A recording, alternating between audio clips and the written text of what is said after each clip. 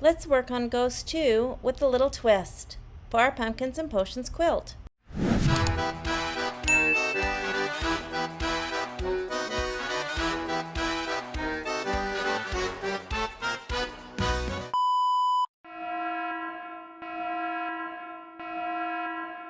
In the first part of this video, I'm going to show how to take two embroidery files and merge elements from each of the files into one design. However, if you would like to stitch Ghost 2 without any changes, please go to the following timestamp. Let's work on Ghost 2 on page 26. The background fabric and the fabric for the ghost have both been backed with fusible interfacing. I have the batting, and I will be using gauze from the embellishment packet for the ghost overlay. Let's get started. In this video, I'm going to show how to take design elements from one design and add them to a design that I purchased on Etsy. This is completely optional, but it's a great way to learn more about the Embrilliance Essential software. I am working on the block that has the three ghosts, and I am not really wild about the shape of these ghosts. So I purchased a design from Etsy that is similar to our ghost number 1. I need to make this ghost look like these three ghosts. So I need to add these little orange leaves to this ghost, as well as give him a mouth. I am going to open a new page so that I can start from scratch. You can bring in files by going to the Merge Stitch file and finding your designs, but since I will be adding more than one design, I would have to come back to this Merge Stitch file for each of the designs. I am instead going to open my folder with all of my files, and I will open the Embroidery Files folder. I am going to drag in the block with the three ghosts, and I am going to drag in our ghost 1. I'll use him later. Now I need to go to my purchase design from Etsy. I have a folder that has all of the sizes that came with the file. I am going to drag and drop the 3-inch size. Now I have all three of the ghosts that I need to be working with. I will move them apart so I can begin working on them.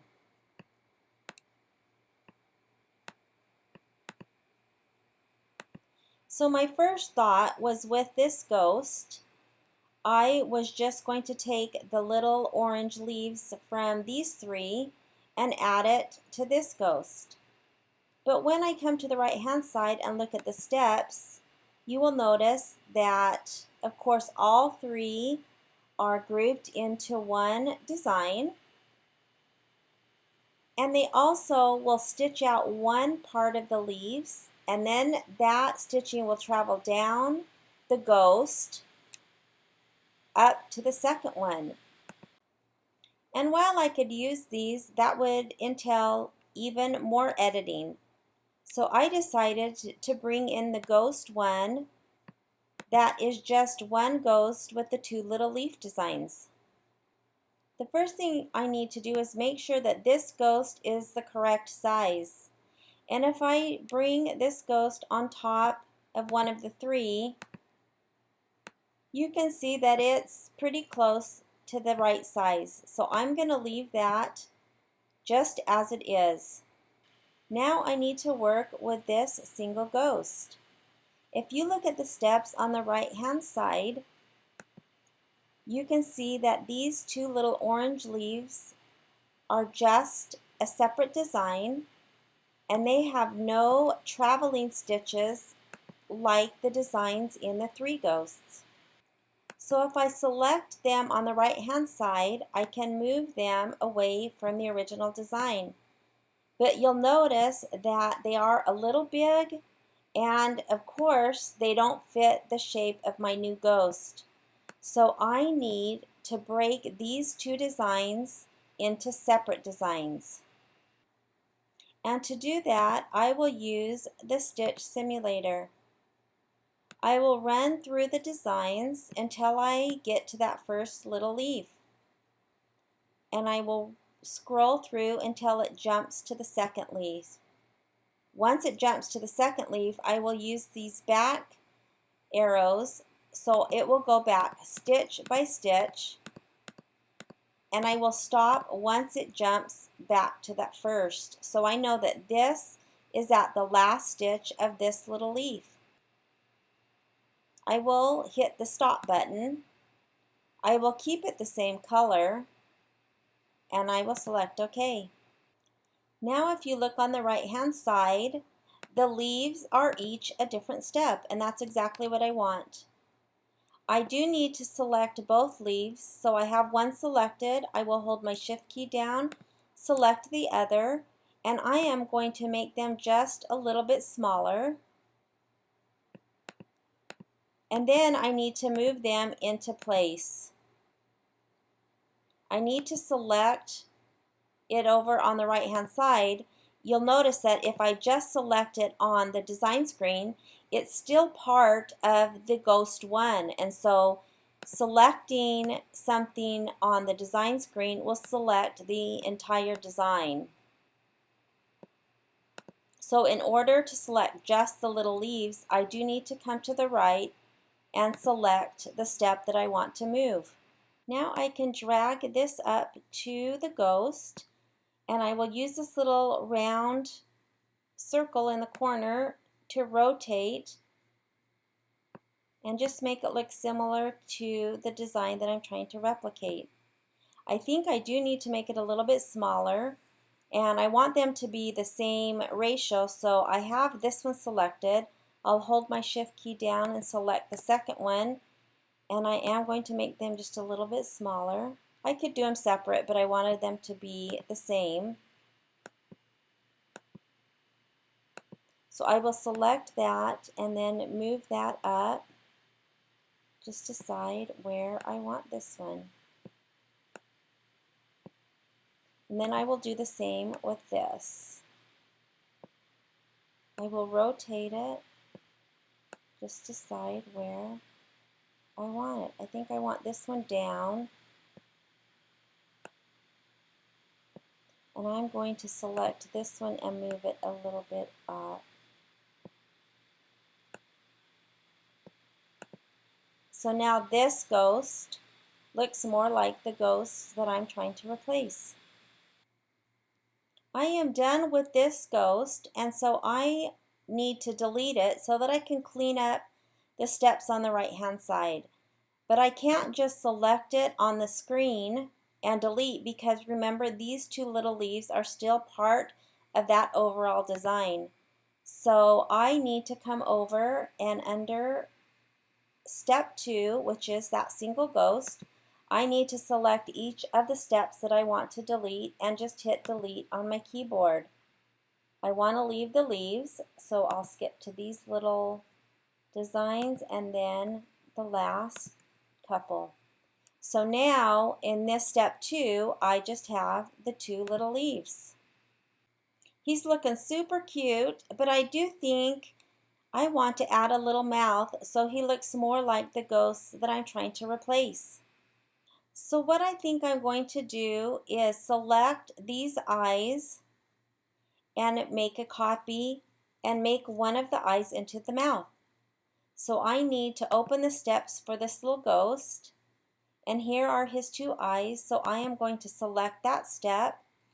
I am going to Command C on my Mac to copy, but you can right click and copy, and then I will Command V to paste, and then I can move those 2 little eyes down.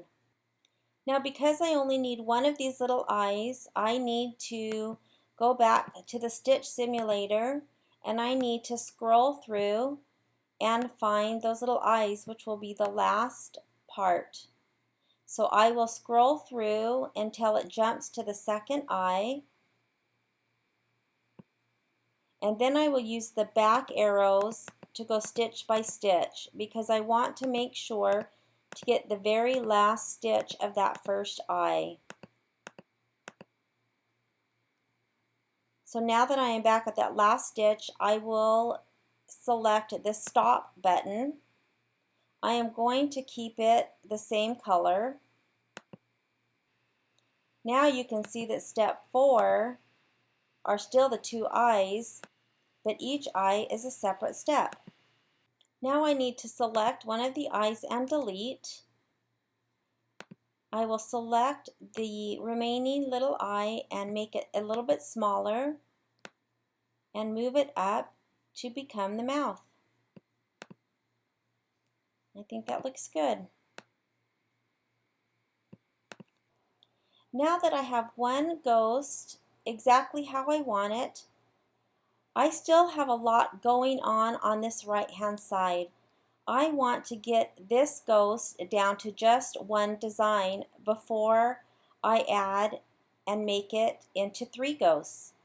So the way I'm going to do that is I am going to select step 2, hold my shift key down, select step 3 and step 4, and that selects all the designs for this one little ghost.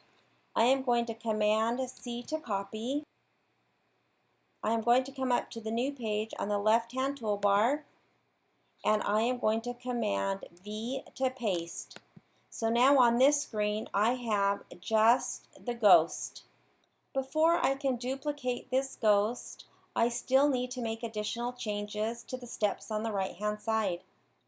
We made several changes to this design, but they are not in the correct order that they need to be for stitching. If I go back to the original file and select these 3 little ghosts and run through the steps, there is the placement line, the tack down line, then it has the little orange leaves stitching, and then it has the satin outline, and then finally the eyes and the nose. So on my little ghost, I need to have the steps in the same order. And you can see that the leaves are stitching first, then the ghost, placement, tack down, satin stitching, and then the eyes. So I need to make changes to the little leaves.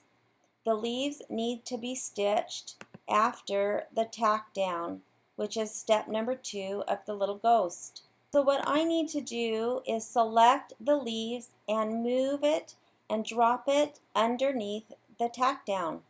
I will select the leaves and drag them under step 2.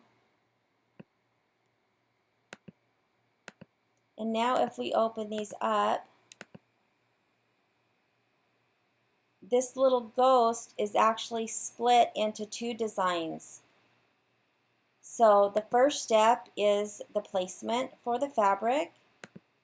The second is the tack down of the fabric. That's what we need for the first 2 steps. Then place the leaves. That's right.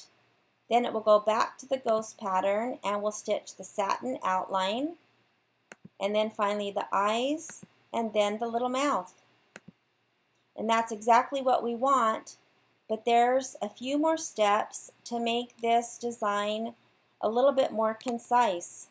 So I am going to go ahead and color sort. Now I could leave the steps as is and it would stitch out fine, but the machine would stop after the first leaf. It would stop again after the eyes.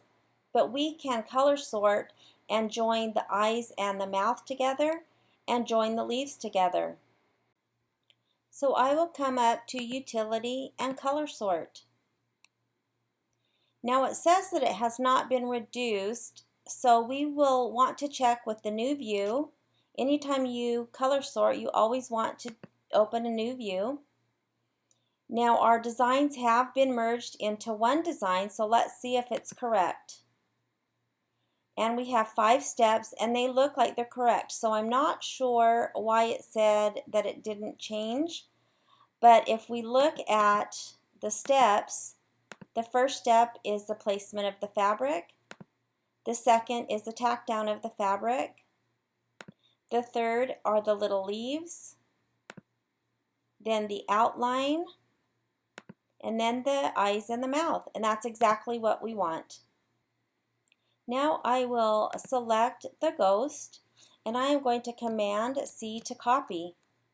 I am going to go back to the design that has our 3 ghosts and the original where we had all the separate steps for our one little ghost.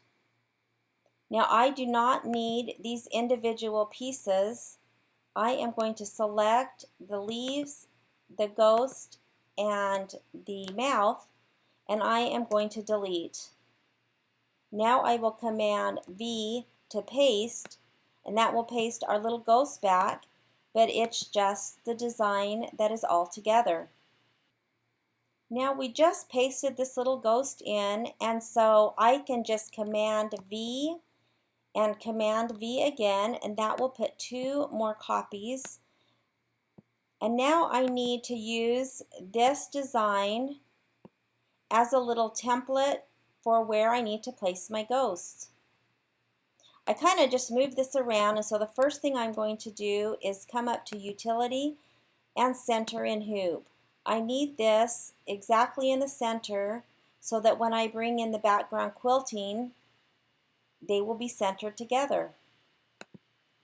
I just need to move these and arrange them similar to our little ghosts. So that one will go there. This one will come down here, but he needs to be rotated. So I will rotate and move it. And then this ghost will be on this side, but I need to come up and mirror him. So I will select this icon, which is flip horizontal, and just kind of nudge him down.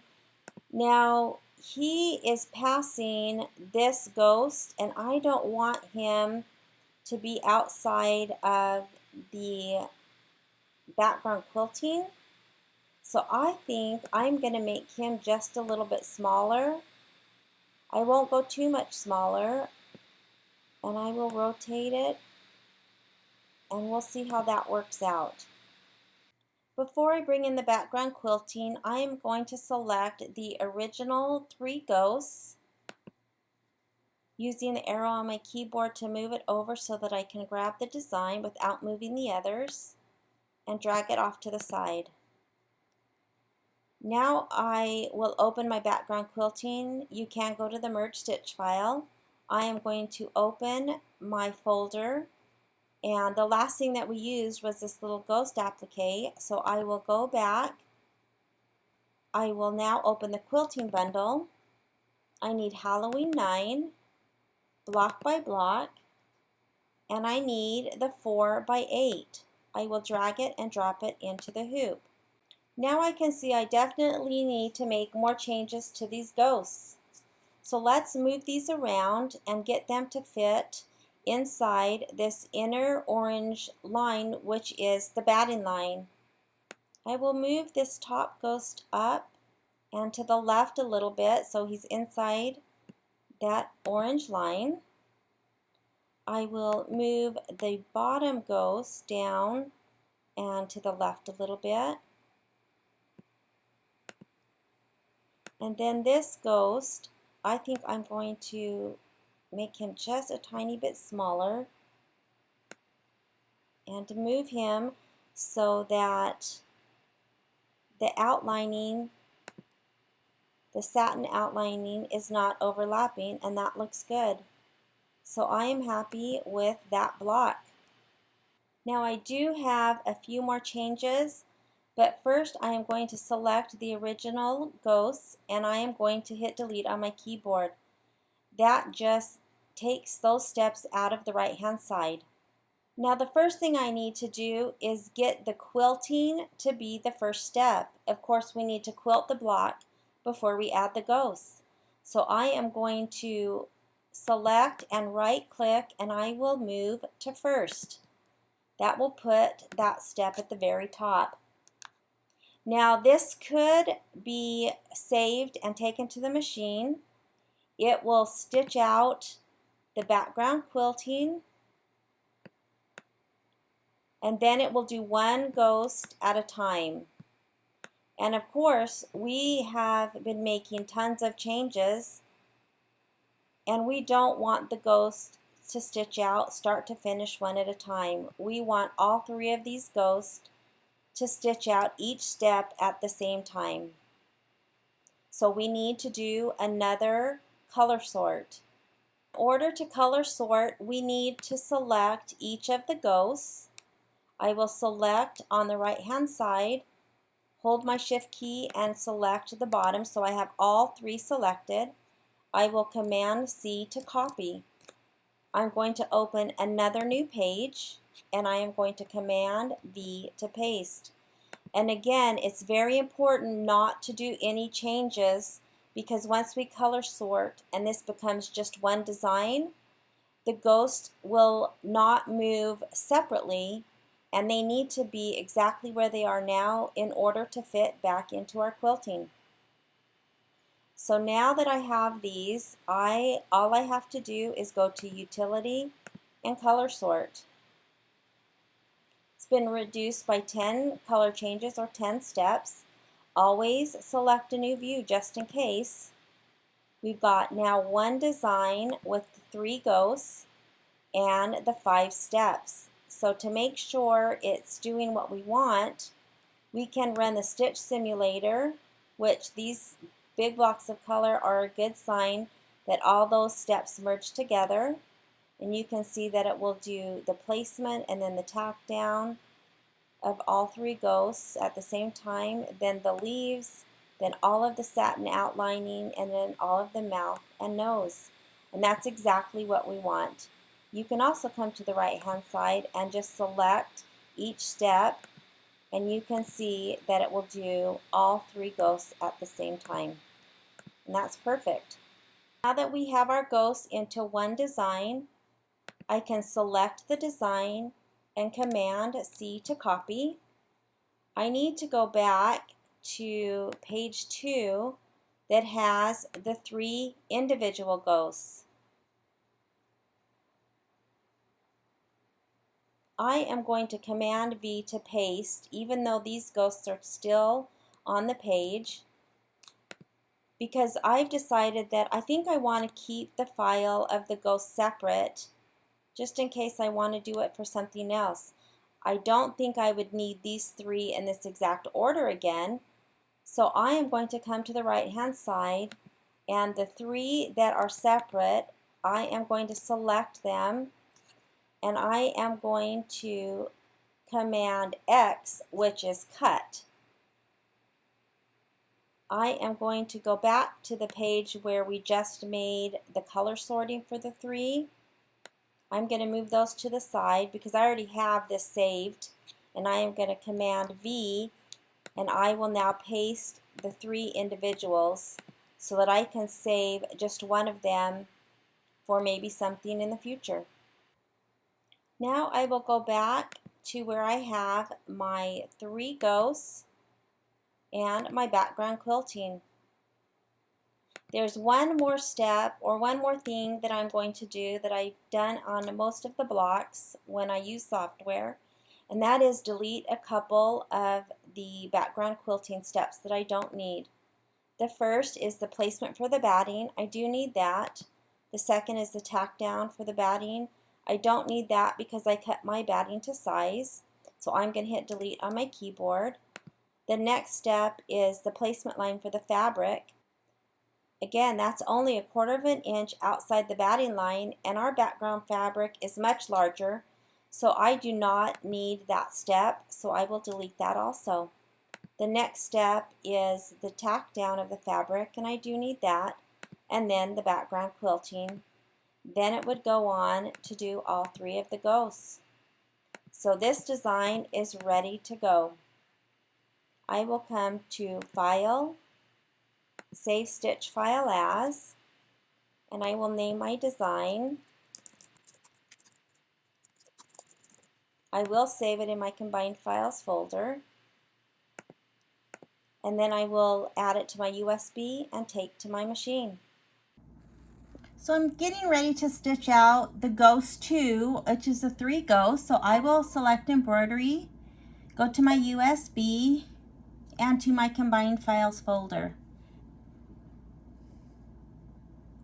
Now here is the 3 ghosts that I just got done making, and here is the single ghost that I saved.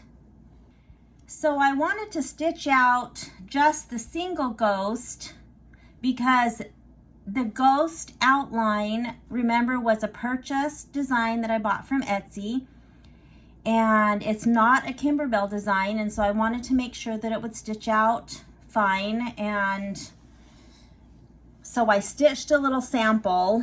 I just put it on muslin. I didn't even stitch the whole thing. I just wanted to make sure it was going to stitch out good, and it stitched out pretty good. I didn't, of course, do the whole satin outlining. I just wanted to make sure that it was a nice satin outlining. The leaves that I made from the Kimberbell ghost that I made a little bit smaller stitched out great. The eyes and the mouth look good. So I'm ready to go ahead and stitch the 3 ghosts. So I will select the ghost 2 with quilting and hit set and embroidery.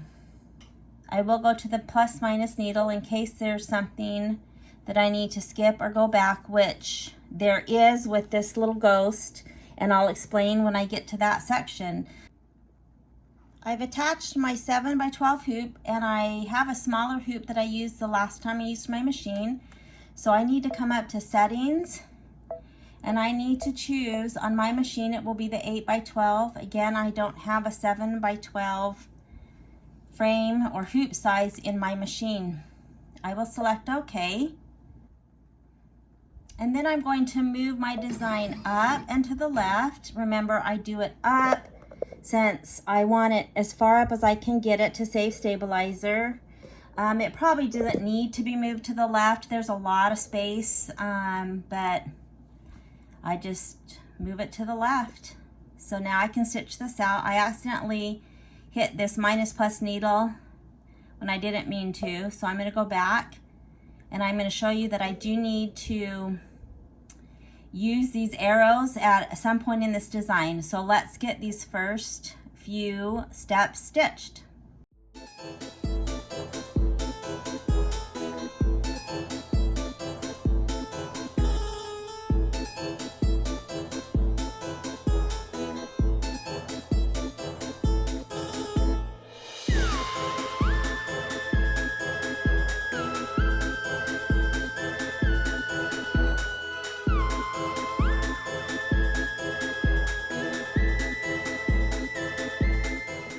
So I'm ready to place the fabric and the gauze over my 3 little ghosts, and I wanted to show you a few things.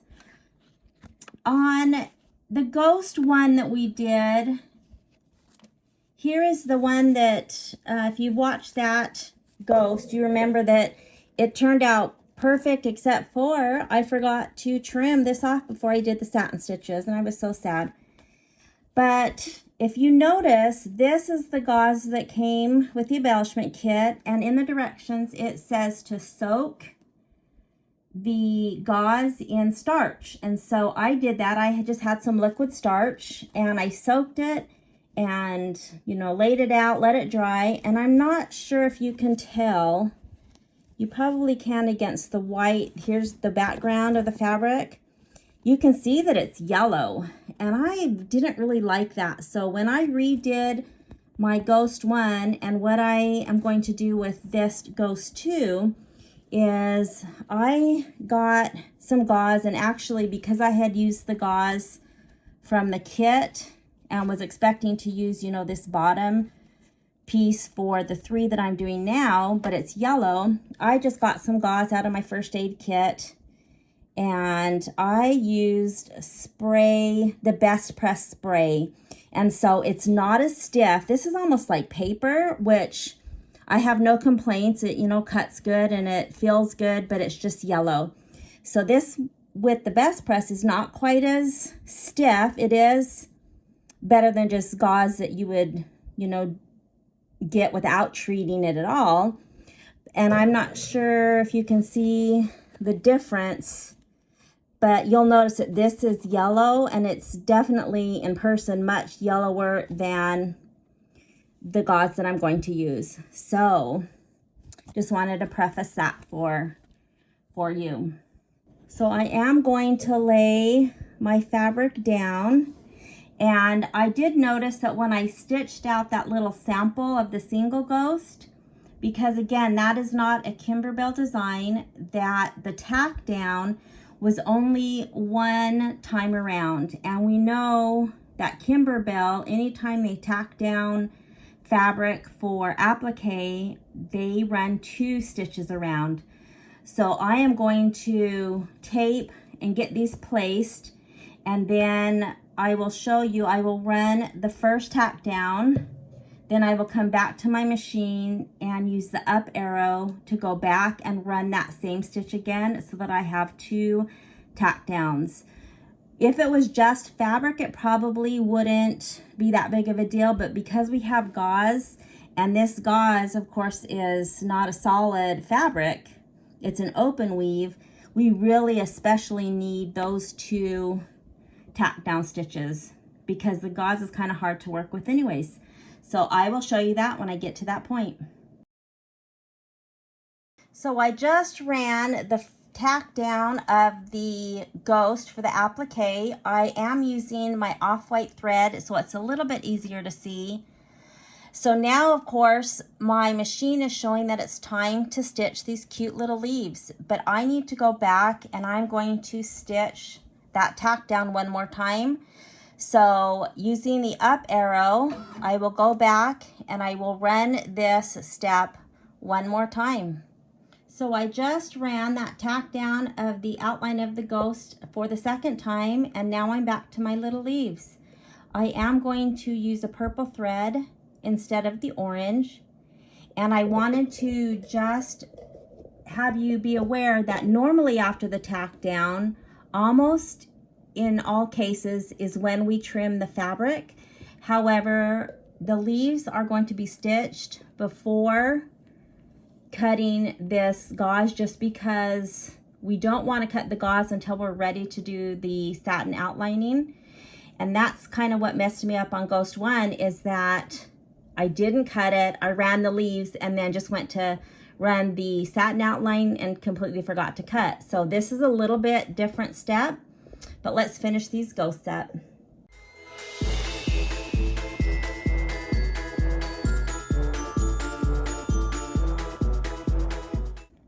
One more thing I want to mention, I am going to go trim this now, and I am going to trim the gauze first and then the background fabric. I am not going to try to trim both at the same time. So as I was trimming up these ghosts, for the most part, I used my curved scissors, which is a good choice, but they were a little big to get into these smaller spaces. So then I used my little straight, you can see all the gauze, my little curved straight scissors.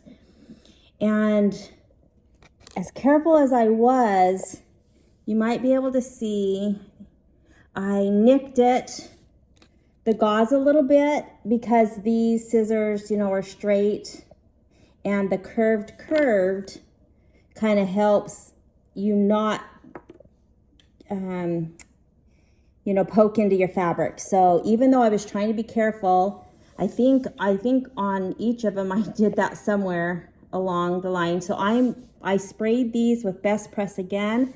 I'm going to press again just to give it a little bit more stability and go finish the satin stitching.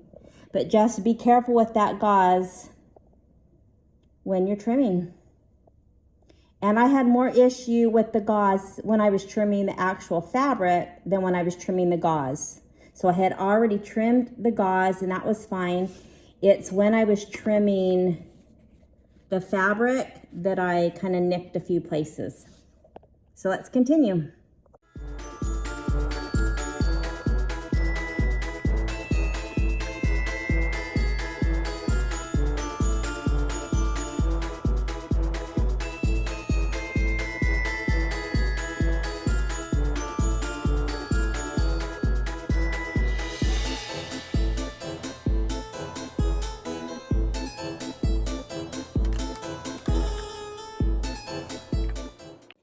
here's our cute ghost block, and I love it. I'm happy with changing the shape of the ghost, but again, that's completely optional. This is the same size as the jack-o'-lantern block, and there is not an orange pop ruler that fits this block. I did a little bit darker basting. I have not taken that out because I'm going to use that to help trim this block up. This block needs to be 4.5 wide by 8.5 tall. So the directions state to use the 2 orange pop rulers nested together. The smaller would line up with the 4.5 inch, and then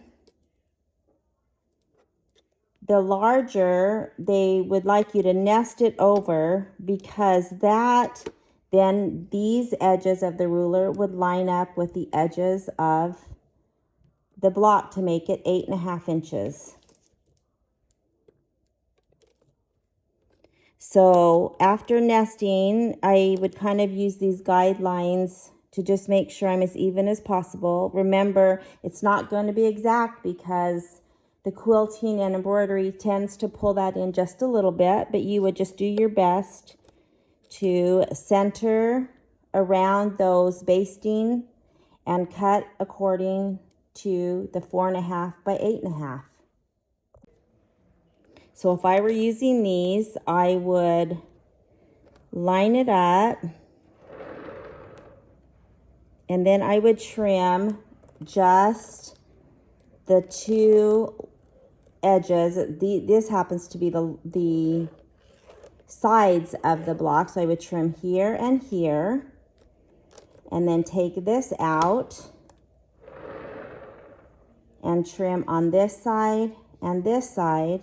And remember, that would leave, like our jack-o'-lantern block, that would leave 2 little sections uncut that you would just finish cutting with the regular ruler. And that's how you would use the orange pop rulers.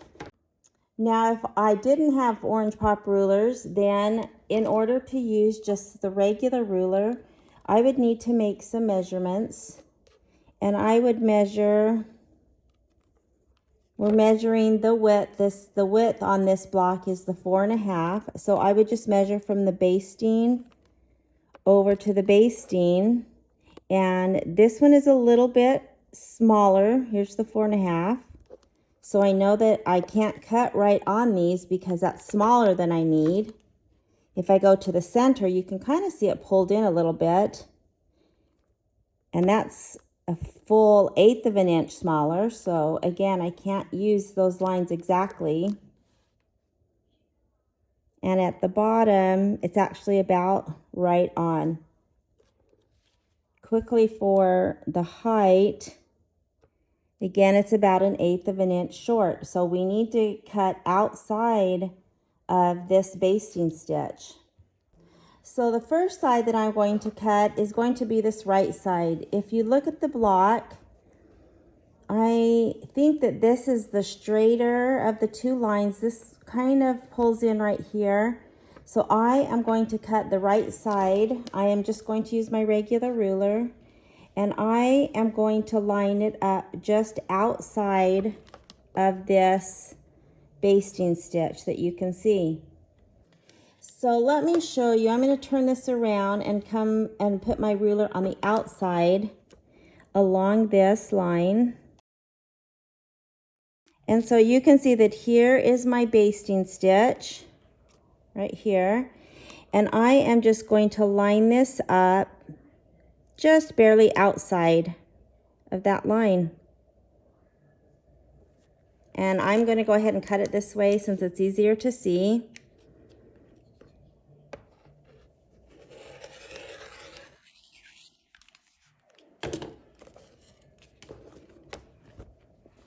So I have that much. That might be a little bit much.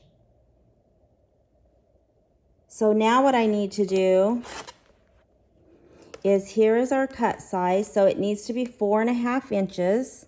So I will take my 4.5 inch mark, and I will make sure that I'm straight, of course, down to the 4.5.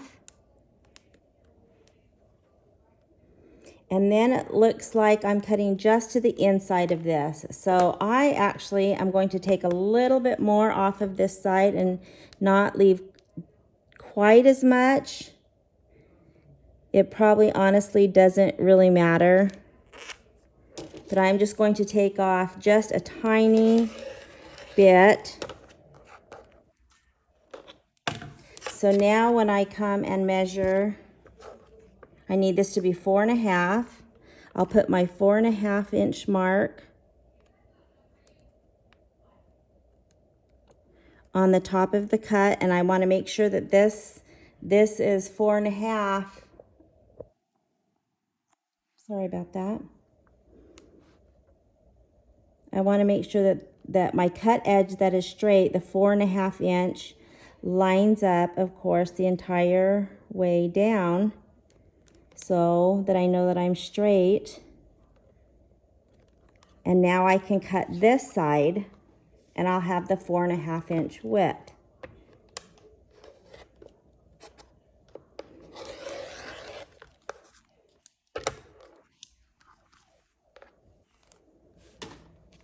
Now I need to do the same thing with the height.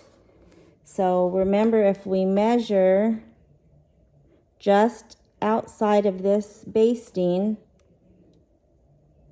it's 8.5 inches just outside of this other basting. So I need to cut just a tiny bit outside of that basting. I will line up a straight edge along here so that I'm not crooked, so I know that I'm straight, and then just outside. And the last thing I need to do is turn this cut edge that I just cut, and I'm going to line that up with 8.5, because we know that's our cut edge. So I have it lined up at 8.5. I have it lined up straight along the edge.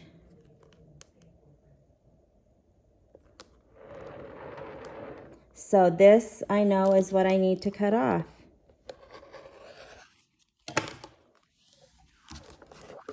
So there's my cute little block, and it measures 4.5 by 8.5. So this one's all set. Now the only thing I'm going to do different with this versus what I did with the jack-o'-lanterns is that I am going to go ahead and take out the little remaining basting. Like, there's not basting on much on this top, just a hair. I'll pull that out. You can see here, I will pull that out, and then I am going to go ahead and trim that little 1/4 inch off. I think it made a difference when I pressed the jack-o'-lanterns, and so I want to not have the batting in the seams. So let's finish this block up.